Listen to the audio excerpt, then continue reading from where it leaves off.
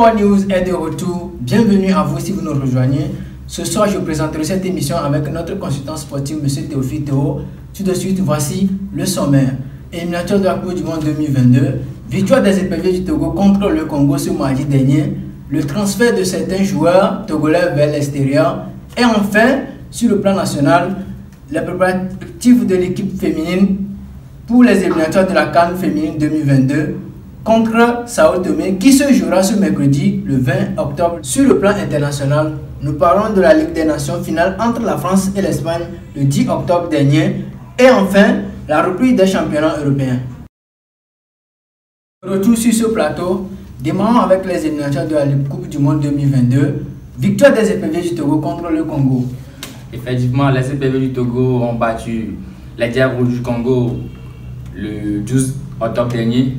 Et d'abord, c'était en deux manches. Il y avait le match aller à Lomé contre le Congo, joué au stade de Kégué, qui s'est soldé par un match nul 1-1. Après, il y a eu le match retour au Congo contre les Diables Rouges. Et là, les éperviers ont pris l'avance. Ils ont gagné 2-1. Et c'est une victoire vraiment à saluer parce que ça fait déjà 2 ans que les éperviers n'ont plus gagné dans une compétition officielle. Donc, moi, je crois qu'on doit encourager les joueurs parce qu'on a encore un nouveau sélectionneur et puis avec le temps, ça ira mieux. Le transfert de certains joueurs togolais vers l'extérieur. Oui, ils sont nombreux parce que je ne sais pas trop, je ne sais pas quelle magie il y a dans le championnat cette année. Et il y a un bon nombre de joueurs qui quittent le championnat, qui rejoignent les championnats étrangers. On peut citer un autre. Ismaël Oragoro de l'ACK qui a quitté l'ACK pour le FC Saint-Georges en Éthiopie. Il y a aussi Robert Kouyara de Gaza, qui a quitté Gaza pour rejoindre l'Union sportive de la gendarmerie nationale du Niger. Il y a Issifou Brahima de la COTR qui est parti au Congo en RDC, chez le FC Saint-Éloi-le-Popo. Il y a également Tchaké Marouf de l'ACK et de l'ASCO. Vous connaissez bien Tchaké Marouf de l'ASCO qui a rejoint aussi la Vita Club en République démocratique du Congo. Donc, on peut dire que cette année, les joueurs togolais, bon, je ne sais pas comment dire, mais les gens se sont intéressés un peu plus. Les gens se sont intéressés aux joueurs togolais. Donc déjà, c'est ça pour que notre championnat intéresse les étrangers. Voilà. Notre championnat intéresse les étrangers. Les préparatifs de l'équipe féminine pour les éliminatoires de la CAN féminine. Un match contre Sao Tomé ce mercredi le 20 octobre. Effectivement, les éperviers dames vont affronter les filles du Sao Tomé ce mercredi 20 octobre.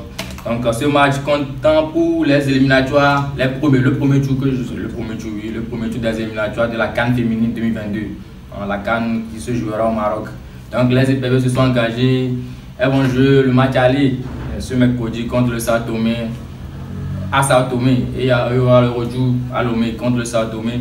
Donc on espère que les filles de, comment on appelle l'entraîneur, la sélectionneuse Tometi Kai. Donc je pense que les filles vont faire du bon boulot et nous ramener cette qualification pour la CAN. Ça sera une qualification historique pour le Togo. Je ne pense pas que l'équipe féminine du Togo a une fois participé à cette CAN. Donc on encourage les filles et puis pour ensemble pour eux. Bonne chance. Effectivement. C'est tout pour les news nationales. Tournons la page à l'international. Nous entamons les news internationales avec la Ligue des Nations. Finale entre la France et l'Espagne. La France a soulevé le trophée devant l'Espagne. Effectivement, la France a remporté la finale de la Ligue des Nations devant l'Espagne le dimanche 10 octobre passé. C'était une finale très mouvementée. D'abord, les Bleus ont été menés par l'Espagne 1-0 avant que Benzema égalise sur un joli but. Et après, le jeune Kylian Mbappé a permis à la France tout entière de remporter cette Ligue des Nations.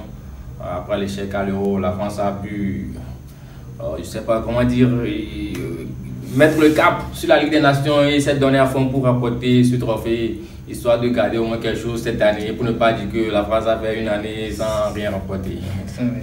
Terminons cette émission avec les championnats européens. Effectivement, les championnats européens ont repris après la trêve internationale, après les matchs des équipes nationales. Il y a la reprise du championnat anglais, du championnat français, et allemand, et puis tous les championnats européens ont repris. Bon, en Angleterre, il y avait le match entre Liverpool et Watford qui s'est soldé par une victoire de Liverpool 5-0 avec des réactions de Sadio Mané et de Mohamed Salah. Manchester City également a battu Burnley sur le score de 2-0. Mais la grosse surprise, c'est la défaite de Man U. Manchester United de Cristiano Ronaldo qui a perdu sur la pelouse de Leicester 4-2. Vraiment, comment dirais-je, notre Cristiano Ronaldo, il n'a rien vu, il n'a même pas inscrit un but dans la rencontre. En Allemagne, il y avait également la reprise en Allemagne de la reprise de la Bundesliga.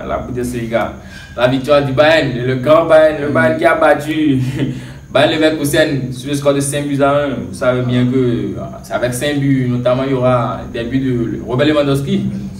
Effectivement, le gars a inscrit encore un doublé avec des buts de Thomas Müller et Serge Gnabry qui a également inscrit un but. Il y a également la victoire de Hoffenheim du Togolais Elas Bebou qui a battu Cologne sur le score de 5-0 avec un doublé du Togolais. Lui, il inscrit des buts dans son club, mais quand il vient au Togo, on ne voit rien du tout. Il se déroule pas mal sur le terrain, mais depuis son arrivée dans l'une des éperviers, il n'arrive pas à inscrire des buts. Mais chez les Blancs, dans son club, il inscrit des buts. Voilà, il a encore inscrit un doublé. Donc, en Espagne, il y avait également la reprise avec Getafe du capitaine togolais Djeneta Conan qui a fait un match contre Levante. Donc, je pense que c'est tout pour la reprise des championnats européens.